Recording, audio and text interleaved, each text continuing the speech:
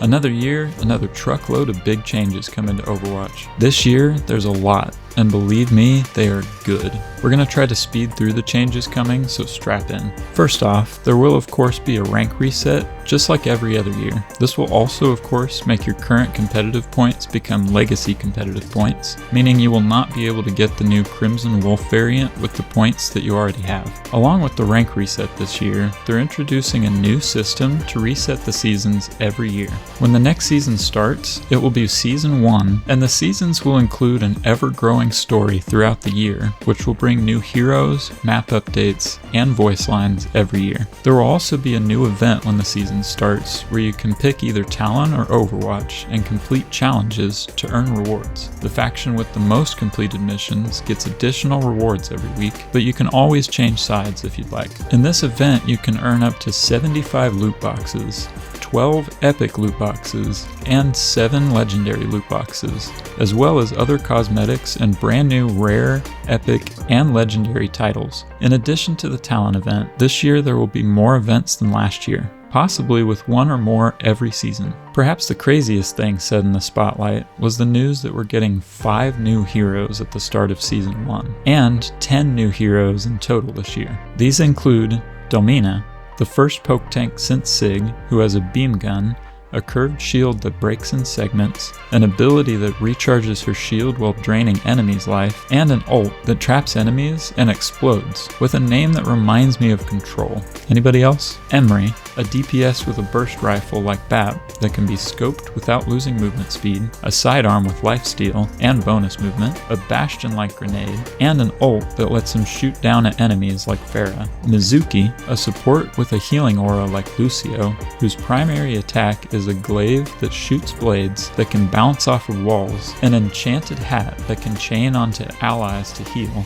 an escape mechanic, a binding chain for CC, and an ult that makes a shield which blocks projectiles and does healing inside of it. Anran, Wu Ying's sister, who shoots fire blades that ignite enemies. She can fan the flames on ignited enemies to deal more damage, has a movement ability with burning and knockback, and one of the coolest ults ever. When she's alive, it shoots a phoenix that explodes and burns enemies, but if she's dead, her ult can revive her. And of course, Jetpack Cat, a kitty that can pick up teammates and carry them around, and can also ult to slam on an enemy, pick them up, and throw them. After these 5, we'll be getting a new hero every season. In addition to new heroes, we're getting a whole new system for categorizing heroes with the new sub-roles. Each sub-role comes with its own passive. For tanks, there's Initiator, Bruiser, and Stalwart. The Initiators get healing when airborne. The Bruisers get reduced critical damage and increased movement speed when at critical health, and the Stalwarts get reduced knockback and slows. For damage, there is Specialist, Recon, Flanker, and Sharpshooter. The Specialists get increased reload speed after eliminations. Recon can see enemies below half health through walls after doing damage to them. Flankers get more health from health packs, and Sharpshooters get reduced movement ability cooldowns when they get critical hits. And finally, for supports, there is Tactician, Medic, and Survivor. Tacticians can charge their ult past 100% and carry over their ult charge after they use their ultimate. Medics get self-healing when healing with their weapon, and survivors get passive health regen when using movement abilities. With these sub-roles will come changes to perks to balance each hero with their new passive. Alec Dawson spoke about potentially making one of Mercy's perks a baseline ability. We're also getting a lot of skins over the next year. Next season we're going to get Piggy Hog, Rainy Day Diva, Valentine's Hazard, and correct me if I'm wrong, but I think this is Valentine's Emery. All regular shop skins from the last 6 seasons will also be added to loot box pools. This does not include collabs or mythic skins, but will include things like Doki Watch. There will also be a new esports loot box added. They're going to continue to release 2 mythic skins every season in addition to a mythic weapon, with the next one being Celestial Guardian for Mercy and then a mythic for Mei,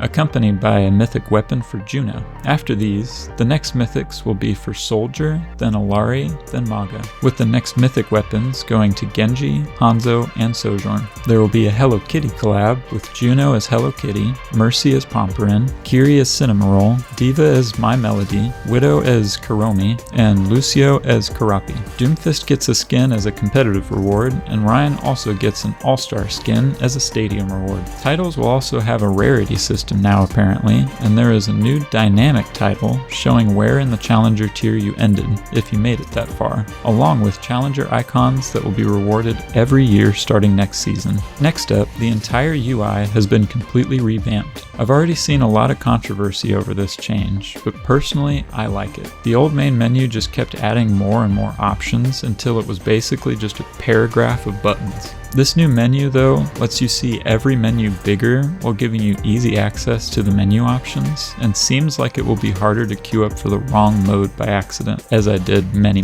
times before. The UI refresh is also introducing a new notification hub to compile all your important notifications into one place. We're also finally getting back end-of-match voting cards, complete with MVP cards and a showcase for everybody's best stat. They also mentioned a new heroic endorsement that you can give to the best player in addition to your regular endorsements. And the last UI feature coming that I've been waiting for forever. We can finally praise with the comms wheel. No more having to say yes or understood. We can finally have a button to just say yeah. In Stadium, we're of course also going to get a UI refresh in order to make items and powers easier to find, as well as a new hero builder option, which is intended to make Stadium less intimidating for new players. This system will give you smart recommendations for items and powers based on builds from around the world that update every day. We're also, unfortunately, or maybe fortunately, depending on who you are, getting Vendetta in Stadium at the beginning of next season. I don't have a good category for the rest of the updates, so here's a rapid fire summary of all the miscellaneous updates from the Spotlight and some extra updates from Alec Dawson on stream with Aspen. Hero reworks are coming, including one for Sombra. Again, they're dropping the 2 and going back to just being Overwatch. There will be a Switch 2 release in Season 2.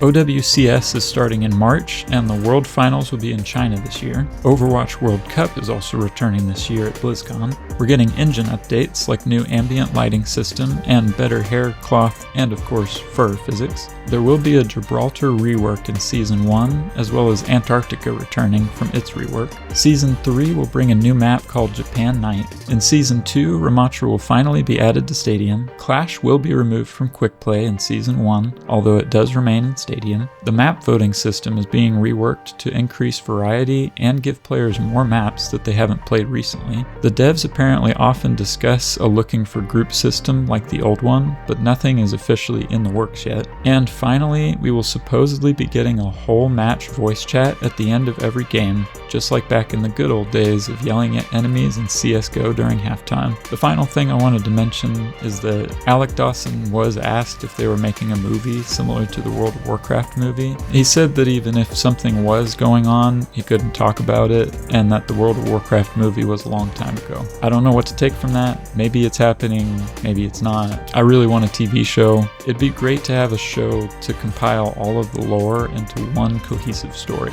so that you can actually say, this is why Overwatch was formed, this is why it disbanded, this is what happened in the timeline of events, and we can watch it here, you know? Because all of the cinematics and stuff, they're really cool, but they seem like they're all over the place. They just don't connect very seamlessly, and it's really hard to get an idea of what the actual lore of the game is. There are so many good changes coming this year, and I honestly can't wait to see them. Let me know what features you're most excited about down in the comments. Also, don't forget to subscribe so you don't miss out on future updates. Prepare for the next season by participating in the Onron Hero Trial going on until the start of the new season on Tuesday, February 10th. So get ready to fight or join Talon next season. As always, stay safe and good luck on your games.